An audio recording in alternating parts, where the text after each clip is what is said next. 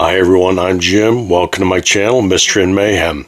I'm a little behind on updating you on my reading for Occult Detective October and how things went with that, but I wanted to do a quick wrap up and let you know what I read and how it went. Now, it wasn't a great success for me this year, not as good as last year was. The first couple of weeks, I did really well. I read this tome, Fighters of Fear, Occult Detective Stories, edited by Mike Ashley, and this is just full of great short stories from way back in the day. I mean, it's full of stories from famous authors and others that you might not have heard of from before.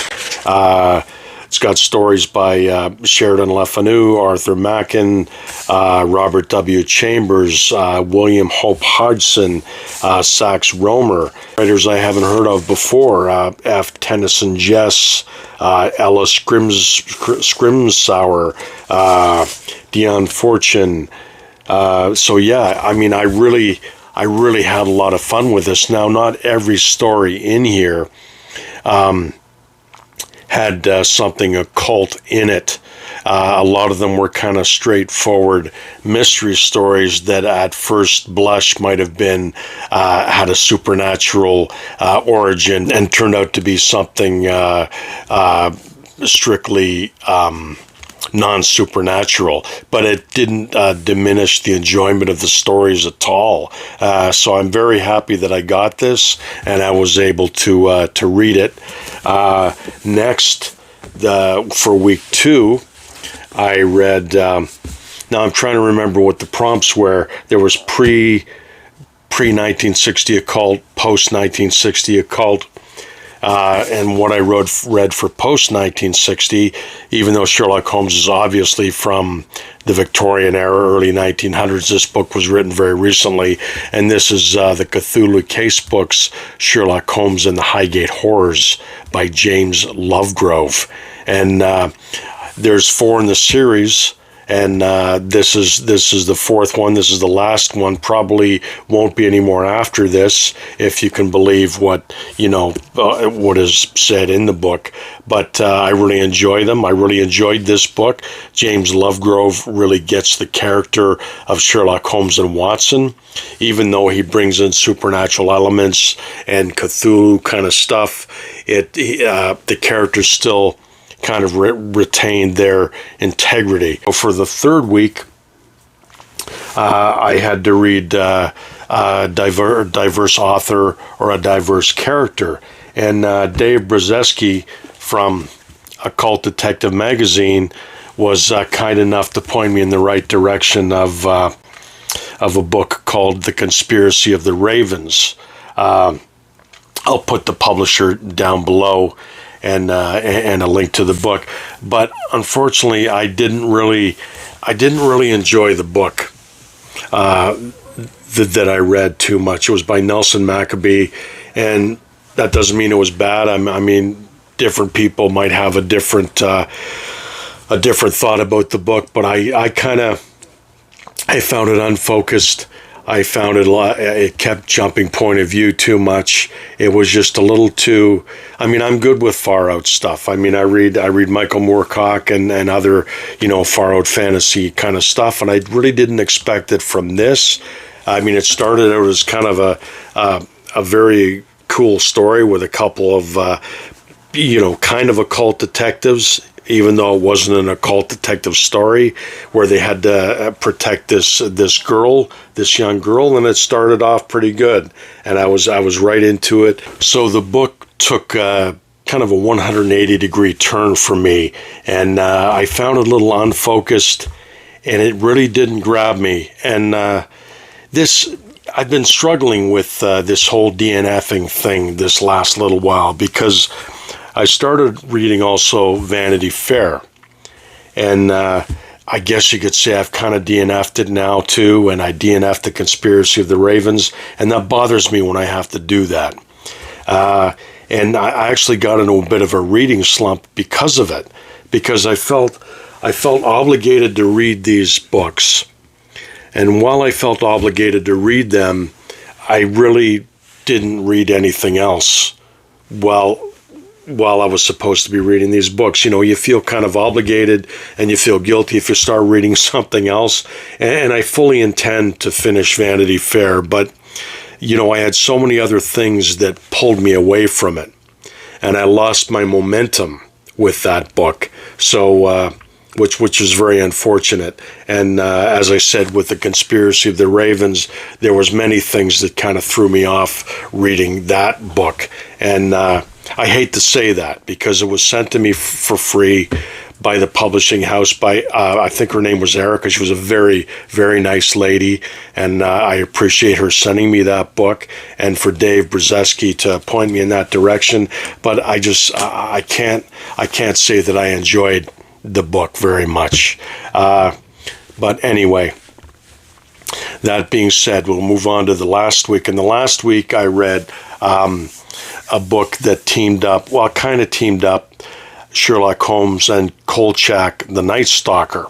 And this was written by James Gunn. Have I got that name right? I haven't got it in front of me, so apologies if I got that name wrong. I didn't really prepare for this video too well.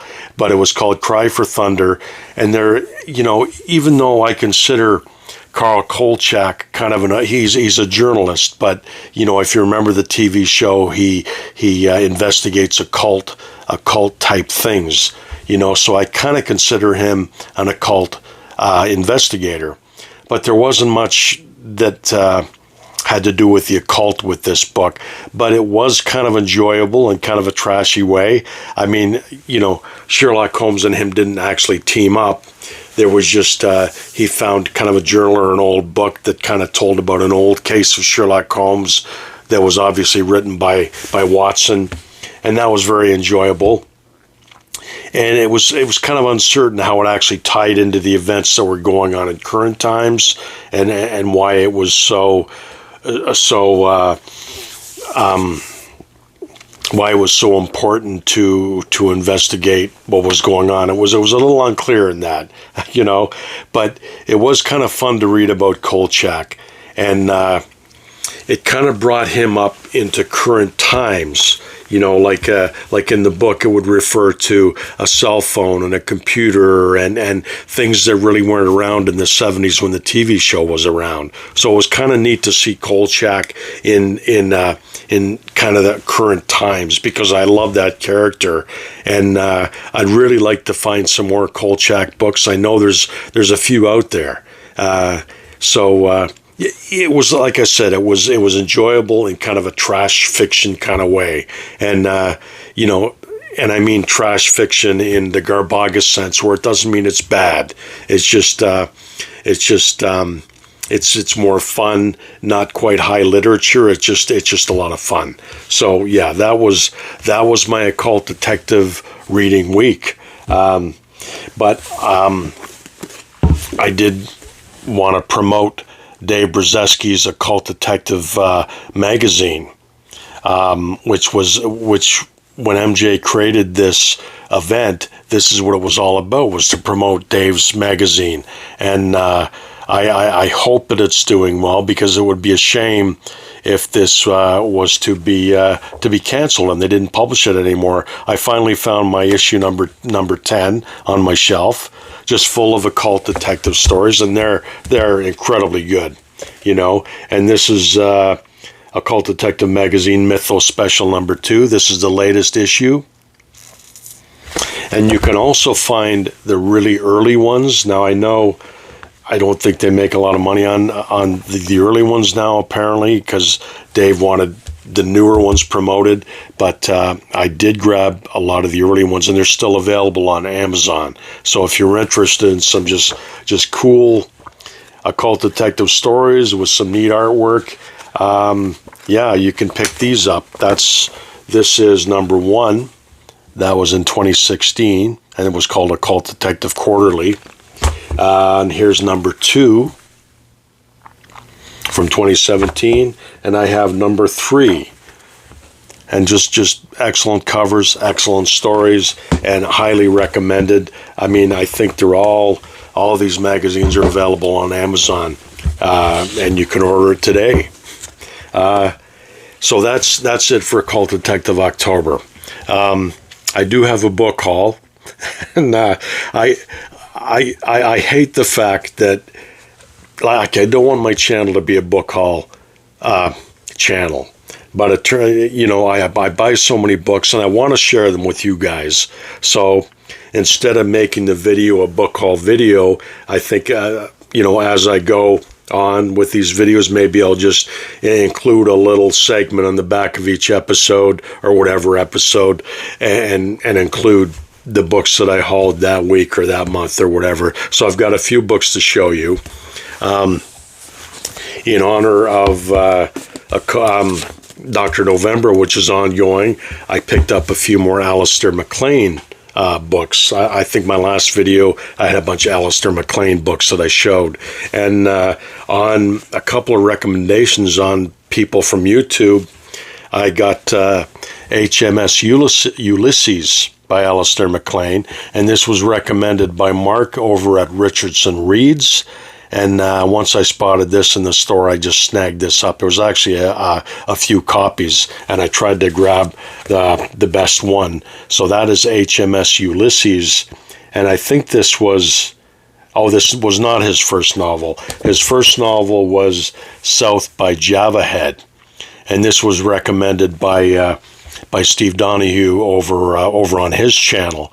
So again, there was like 3 or 4 different editions of this, so I just kind of grabbed the one that was most appealing to me, and this is South by Java Head. And this, I do believe this one was his first, Alistair MacLean's first novel. So they're kind of cool. And I did get another one with his secret agent character, Philip Calvert, and this is When 8 Bells Toll. And just with that cool cover, so I've got quite a good library of Alistair MacLean books now, and I couldn't be happier. And I'm anxious to delve into those and see what they're all about. I also picked up this paperback from Penguin, The Portable Poe. Now I have a big hardcover, and that's called The Complete, Edgar Allan Poe, and that, I thought that would be all I'll ever would need for Edgar Allan Poe. But this was just such a cool looking paperback, and this includes a bunch of his letters and some essays and articles that he wrote, and also I think some articles about him, and it also has some of his stories and his poetry in here, and it's got a bibliography and Poe's books with their first publication dates. So yeah, I kind of had to pick this up, and I do love these portable, paperback volumes. So I kind of had to pick that up, and I'm a huge fan of Edgar Allan Poe. I love his writing. I did get, if you remember, a few videos back, I featured some Ellery Queen and Alfred Hitchcock mystery magazines. I grabbed a couple of them. Now this is Ellery Queen Mystery Magazine from December 1973. And it's got a couple of favorite authors of mine in here. So I snagged this one, Stanley Allen, Bill Pronzini, Michael Gilbert, Edward D. Hoke. So I grabbed that one. I try to snag these whenever I can, And here's another one with Sherlock Holmes cover. And this is from February 1979. It's got stories by Hugh Pentecost, Michael Gilbert, Edward D. Hoke, Bill Pronzini again. And so I just kind of love these. And I've got an Alfred Hitchcock one that I grabbed from September 1986. And the reason I grabbed this one is because it has a Rob Cantor story in it with his PI character Ben Perkins.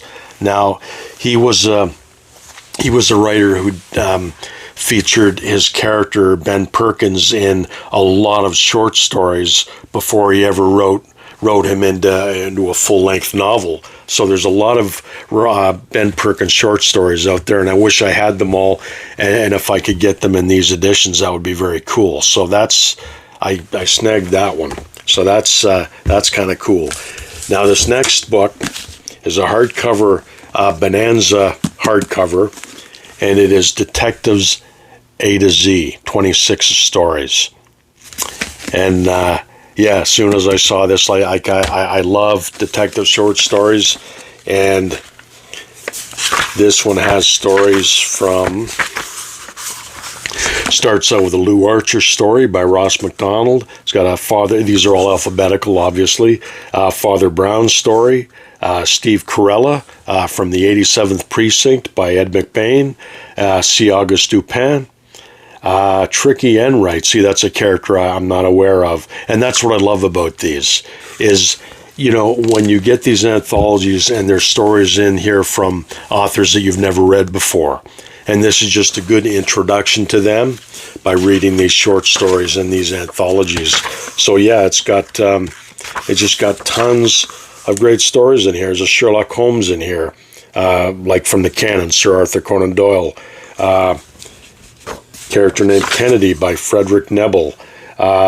Inspector Maigret. There's a Nameless Detective, again, by Bill Pronzini, which I love. The Ellery Queen, Rumpole story, The Saint, Virgil Tibbs from In the Heat of the Night, if you remember that movie with Sidney Poitier. Yeah, so that's that, and I'm happy to have that, and I'm going to find a spot on my shelf for that with my other ones, and so that's it. That's all I wanted to say. I hope you guys are doing well, and I hope you enjoy your week. Everyone, you take care, and I'll talk to you soon. Keep reading.